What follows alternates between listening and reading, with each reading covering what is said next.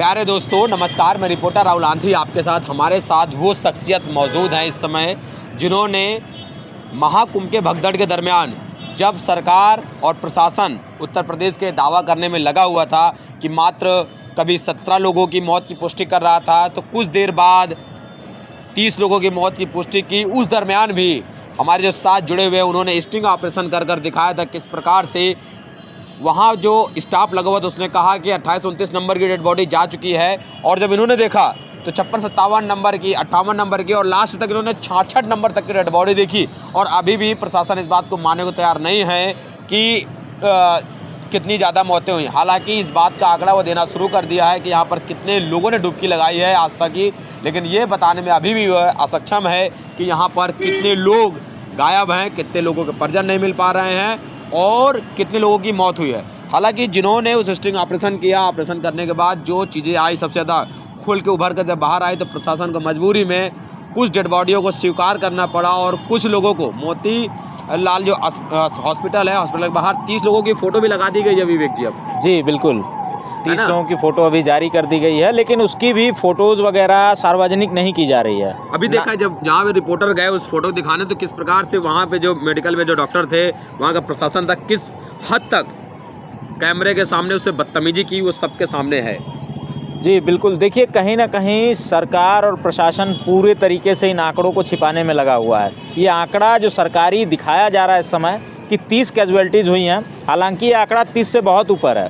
फिलहाल 29 तारीख की रात को जब हमने स्टिंग ऑपरेशन किया था, तो वीडियो में आप देख सकते हैं, वो वीडियो आते ही पूरे देश में भूचाल मच गया था। वो वीडियो आते ही उस पर जो आंकड़ा एक नंबर लिखा हुआ है 58 नंबर, अभी कुछ ही टाइम में आप देखेंगे एक और वीडियो जारी किया जाएगा स्टिंग ऑपरेशन का ही, जिसमें 66 नंबर की बॉडी दिख रही है। तो सरकार फिर भी ये मानने को तैयार नहीं है कि हाँ कैजुअल्टीज़ हुई हैं, और ये आंकड़ा अभी बहुत कम है। इस आंकड़े को अगर आप देखने जाएंगे, तहकीकात करेंगे, जब जानने की कोशिश करेंगे और अंदर तक जाएंगे, तो ये आंकड़ा और बढ़ेगा, और इतना ज़्यादा बढ़ेगा जितना हम सोच भी नहीं सकते, कल्पना भी नहीं कर सकते हैं। अच्छा, पहले बताइए कि जिस प्रकार से प्रशासन का रवैया है, आपको घबराहट नहीं हुई? सीधे आप वहाँ तक अंदर प्रवेश कैसे किए? घबराहट किसे नहीं होती है, डर किसे नहीं लगता है, लेकिन हमारे अंदर की जो घबराहट है, जो डर है, वो उन परिजनों के सामने कुछ भी नहीं है जो अपने परिवार के लोगों को खो चुके हैं, उनकी आस में बैठे हैं, उनकी उम्मीद में बैठे हैं। यहाँ शासन प्रशासन की ये तक व्यवस्था नहीं थी कि मेला क्षेत्र से उनके परिजन यहाँ तक सुगमतापूर्वक पहुँच पाएँ। 20 किलोमीटर, 25 किलोमीटर अस्पतालों की खाक छानते हुए वो अंत में मोतीलाल नेहरू के मर्चरी हाउस में पहुँचे थे, मेडिकल कॉलेज के मर्चरी हाउस में पहुँचे। कहीं ना कहीं इस स्थिति का अंदाज़ा वहाँ देख करके आप एम्बुलेंसों की संख्या से लगा सकते थे। लगातार एम्बुलेंस आती जा रही हैं, जा रही हैं, बॉडीज़ आ रही हैं। एक एम्बुलेंस के अंदर 3-3, 4-4 बॉडीज़ हैं। इससे कहीं ना कहीं ये कहना गलत नहीं होगा कि लाशों की संख्या जो है बहुत ऊपर है, जहां हम आप सोच नहीं सकते। आप कैसे एंट्री कर गए अंदर तलब? देखिए, हमने प्लानिंग बनाई वहाँ पर। मैं था, एक क्षितिजकांत नाम के रिपोर्टर थे, दोनों ने प्लानिंग की। वहाँ जब हम प्लानिंग करते हैं तो एक विक्टिम थे वहाँ पे, उनसे मिलते हैं, बातचीत करते हैं, कन्विंस करने की कोशिश करते हैं।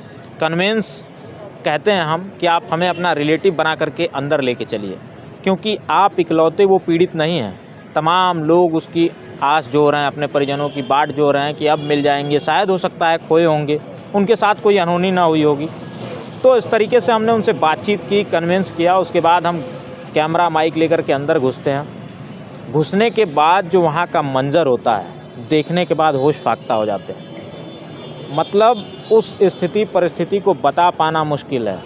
बाकी वो वीडियोज़ वगैरह में जब आप देखेंगे, वहाँ की स्थिति, 3 कमरे बने हुए थे, उसके अंदर 3 कमरों में लाशें पड़ी थी। और वो लाशें देखने के बाद सरकार जो दावे कर रही थी उस समय, उससे पहले दावे कर रही थी कि 30 लाशें हैं, 30 बॉडीज़ हैं। 30 से अधिक बॉडीज़ आप उस वीडियो में देख सकते हैं। वो शाम का वीडियो है, जब हमने स्टिंग 6 बजे के आसपास किया था। जी। लेकिन इसके बावजूद भी वहाँ यूपी के जो चीफ मिनिस्टर हैं, उन्होंने दावा कर दिया कि ये सब अफवाहें हैं। सारे दावे खोखले हैं। देखिए, सरकार के पास कहने को कुछ भी नहीं बचा हुआ है। सरकार की पोल पूरी तरीके से खुल चुकी है। शासन प्रशासन की जो व्यवस्था थी पूरी तरीके से ध्वस्त हो चुकी है। शासन प्रशासन भीड़ को मैनेज करने में एकदम नाकाम रही है। भीड़ को यदि वो मैनेज कर पाती तो इतना बड़ा हादसा हो ही नहीं पाता। और भीड़ को कहीं ना कहीं मैनेज करने में मैं मानता हूँ वीआईपी कल्चर का भी हाथ है। हालांकि हादसों की जो असली वजह है वो पता नहीं चल पाई है। जो जांच पड़ताल हुई है, जांच पड़ताल में अब तक 2 जगहों का जिक्र है कि 2 जगह हादसे हुए थे, मगर आज के समय में पब्लिक डोमेन में ये चर्चा है कि 2 जगह नहीं, ये 6 जगह हादसे हुए हैं। 6 जगह ऐसी भगदड़ मची है, 6 जगह मौतें हुई है। तो सबसे बड़ा सवाल आज के समय का ये है कि आखिर बॉडीज़ हैं कहाँ, बॉडीज़ गई कहाँ। एक चीज़ और आई है सामने कि जिस प्रकार से प्रशासन, मेला प्राधिकरण ये दावा कर रहा था कि हमने इस पूरे कुंभ को कैमरे की निगरानी में रखा है, और जब आज जो रिटायर्ड जज साहब थे हर्ष कुमार, वो आए, जब इनसे पूछा कि कहाँ है CCTV फुटेज, कहाँ है जो आपने सब जगह से लैस कर रखा, उसका भी कुछ जवाब नहीं दिया। और प्रेस कॉन्फ्रेंस में जिस प्रकार से वैभव कृष्णन, विजय किरण और वीवी पान जितने भाग रहे हैं, क्या लगता है आपको कि मतलब ये लोग सिर्फ एक तो बजट खूब आया, बजट आने के बावजूद भी इतनी लचर व्यवस्था है, क्या लगता है कि योगी को भी और मोदी को भी ये लोग गुमराह करते रहे, या फिर जिस प्रकार से क्रेडिट ले रहे थे योगी और मोदी अभी तक, अब इस हादसे की जिम्मेवारी लेंगे या फिर से भाग खड़े होंगे? शासन इसकी जिम्मेदारी हादसे की लेने को कौन तैयार है? आप बताइए, किसी ने जिम्मेदारी ली? न मुख्यमंत्री ने ली, न प्रधानमंत्री ने ली, न किसी अधिकारी ने ली। जिम्मेदार कौन है? वो तो जनता डिसाइड करेगी ना कि जिम्मेदार कौन है। जो दिव्यता और भव्यता दिखाई गई, वास्तव में उस हिसाब की व्यवस्था होनी चाहिए थी, उस लेवल की व्यवस्था होनी चाहिए थी यहाँ पे। इसको जो हादसा हुआ है इतना बड़ा, इसे कहीं ना कहीं व्यवस्थाओं का अभाव ही माना जाएगा, शासन प्रशासन की नाकामी मानी जाएगी। जब हम प्रचार प्रसार कर रहे हैं, लोगों को आमंत्रित कर रहे हैं, यहाँ बुला रहे हैं, तो उस हिसाब से हम व्यवस्था करते हैं उनकी, खाने पीने रहने तमाम चीज़ों की। आप तो खुद पत्रकार हैं, हम भी पत्रकार हैं, हमने देखा है उन चीज़ों को। कुंभ में यदि हम जाते हैं, देखते हैं, मुकम्मल छत तक नसीब नहीं है। लोग खुले आसमान के नीचे रात गुजारने को मजबूर हैं। मरेंगे नहीं तो होगा क्या उनके साथ? कोई ठंड से मरेगा, कोई भूख से मरेगा, यही तो होता रहा है। ऐसा नहीं लगता कि आपकी जो ये नेशनल मीडिया है, जो इतना सबसे तेज़, सबसे आगे होने का दावा करती है, इसने भी कुछ ज़्यादा माहौल नहीं देश में बना दिया कि चलिए सारी व्यवस्थाएं एक साथ 40 करोड़ आदमी के लिए सब व्यवस्थाएं की जा रही हैं, नहलाने के लिए, धुलाने के लिए, तमाम इस प्रकार के जो प्रोपेगेंडा फैलाए, उसका भी तो असर हो सकता है ना ये। मेन स्ट्रीम की मीडिया क्या दिखाएगी? मेन स्ट्रीम की मीडिया क्यों दिखाएगी? उसने तो एडवर्टाइजमेंट का पैसा लिया हुआ है, नाकामी तो दिखा नहीं सकती है।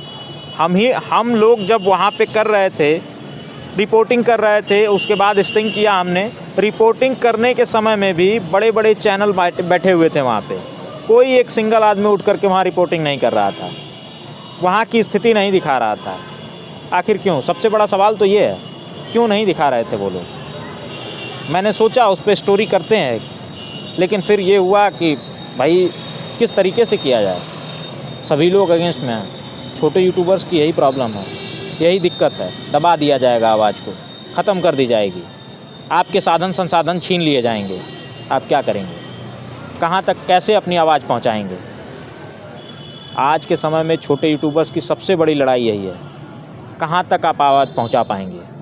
सरकार की नाकामी को दिखाना चाहेंगे, सरकार की विफलताओं को दिखाना चाहेंगे, आपकी आवाज़ को दबा दिया जाएगा, सारी चीज़ें ख़त्म कर दी जाएंगी। अभी क्या लगता है कि अभी जितनी चीज़ें हैं, अभी प्रशासन कह रहा है कि नहीं सब चीज़ें कंट्रोल कर लिया है, अभी लगता है आपको कि जितने लोग खोए पाए लोग हैं उनकी सब शिनाख्त हो चुकी होगी, या अब तक आज 31 तारीख जब आपसे देर शाम बात कर रहे हैं, लगता है आपको सारी व्यवस्थाएं हो गई होंगी, या फिर से इसमें भी लीपापोती होने की आशंका है? बिल्कुल लीपापोती होने की आशंका है, क्योंकि देखिए जो आप कह रहे हैं कि क्या सबके परिजन मिल गए, लगातार सोशल मीडियाज़ के माध्यम से लोग कॉन्टैक्ट्स कर रहे हैं, लोग दिखा रहे हैं। आप खुद मर्चरी हाउस पहुँचिए, वहाँ पे दिन भर अपना गुजारिए। दिन भर गुजारने में आपको कम से कम 100 ऐसे लोग मिलेंगे जो अपने परिजनों को ढूंढते हुए वहाँ पहुँच रहे हैं, जो उम्मीदें खो चुके हैं। उन्हें लगता है कि शायद उनके परिजन अब बचे नहीं हैं, तो अंतिम विकल्प के रूप में वो मर्चरी हाउस को देखते हैं कि शायद यहाँ उनके किसी परिजन की, परिवार के सदस्य की लाश मिल जाए, उनका शरीर मिल जाए, शव मिल जाए। तो कैसे आप कह सकते हैं कि सभी लोग मिल चुके हैं? नहीं, मैं तो पूछ रहा हूँ आपसे कि चूँकि आपने इस पूरी घटना को बड़ी बारीकी से कवर किया है, मर्चरी हाउस लगा के जहाँ घटना स्थल तक आप पहुँचे हैं, लगातार यहाँ पर कवरेज दे रहे हैं, इस वजह से मैंने आपसे जानने की कोशिश की। जी बिल्कुल, देखिए अगर खोया पाया केंद्र में इतनी सुचारू ढंग की व्यवस्था होती तो लोगों को दर बदर भटकना नहीं पड़ता, अस्पतालों के चक्कर नहीं काटने पड़ते, मर्चरी हाउस के चक्कर नहीं काटने पड़ते, तमाम जगहों पे फ़ोटोज़ वीडियोज़ नहीं सर्कुलेट करने पड़ते। खोया पाया केंद्र एक बनाया गया होता तो खोया पाया केंद्र में लोग जाते, जो भूल जाते, बिछड़ जाते, वो लोग वहाँ तक पहुँच जाते। कहीं ना कहीं क्या लगता है, आज भगदड़ 29 तारीख को हुई थी, 30 बीत गई, आज लगभग 54-55 घंटे हो चुके हैं उस हादसे को। 54-55 घंटे के बाद भी उनके परिजनों का कोई अता पता नहीं है। सोचने वाली बात है। पब्लिक डोमेन में बहुत सारी चर्चाएं चल रही हैं। आप खुद चट्टियों पे, चौराहों पे, चाय की दुकानों पे ऐसी चर्चाएं सुन सकते हैं और सुनेंगे भी। तो प्यारे दोस्तों, हमारे साथ मौजूद थे विवेक यादव, ओबीसी टाइम्स अपना खुद का इनका चैनल है, फ्रीलांस करते हैं, चूँकि जानते हैं जिनको भी आज ग्राउंड पर काम करना है, सच्चाई दिखाना है, तो उसकी हैसियत नहीं है, उसकी औकात नहीं है कि वो मेन स्ट्रीम के मेरे साथ जुड़कर ज़मीन के मुद्दे जो रोटी कपड़े, मकान, शिक्षा, चिकित्सा, स्वास्थ्य या इस प्रकार की अनहोनियों, कमियों, विफलताओं को दिखाने की इसकी चाहत है, तो मेन स्ट्रीम के मीडिया के साथ जुड़कर दिखा सके। चूँकि होता ये है कि बड़े बड़े विज्ञापन लेने के बाद उनके जो संपादक हैं या उनके जो मालिक हैं एकदम चुप्पी साध जाते हैं। यही कारण है कि अगर इस व्यवस्थाओं पर जो इतनी सारी जो विफलताएँ रहीं, अगर शुरुआत से ही उसके खिलाफ आवाज़ उठाए होते तो शायद ये हादसे को बहुत कम हद तक कम किया जा सकता है या फिर इसे रोका जा सकता था। जिस प्रकार से तमाम सारे जो फ्रीलांस जर्नलिस्ट हैं जिन्होंने लगातार स्वतंत्रतापूर्वक आवाज़ें उठाई थी कि इस महाकुंभ में वीआईपी कल्चर ज़रूरत से ज़्यादा बढ़ा हुआ है, जिसके चलते लगातार कोई ना कोई उम्मीदें लगा रहा था कि कहीं हादसा ना हो जाए, और अंततः वही हुआ। और बाद में जाकर अब जाकर आप रोक रहे हैं कि वीआईपी मोमेंट्स अब रोके जाएंगे, वो भी फिर आप 4 तारीख तक रोक रहे हैं, आगे चल के फिर बढ़ाएंगे। यानी एक अजीब सा उत्तर प्रदेश के साथ या यूँ कह लेंगे यूपी, बिहार, मध्य प्रदेश है, जो तमाम सारे से राज्य हैं जहाँ पर एक कल्चर बन चुका है कि जब तक कोई बड़ा हादसा न घट जाए तब तक हम किसी घटना से नहीं चेतते। वीडियो जर्नलिस्ट अनुज के साथ मैं राहुल, आंधी एक्सप्रेस, धन्यवाद।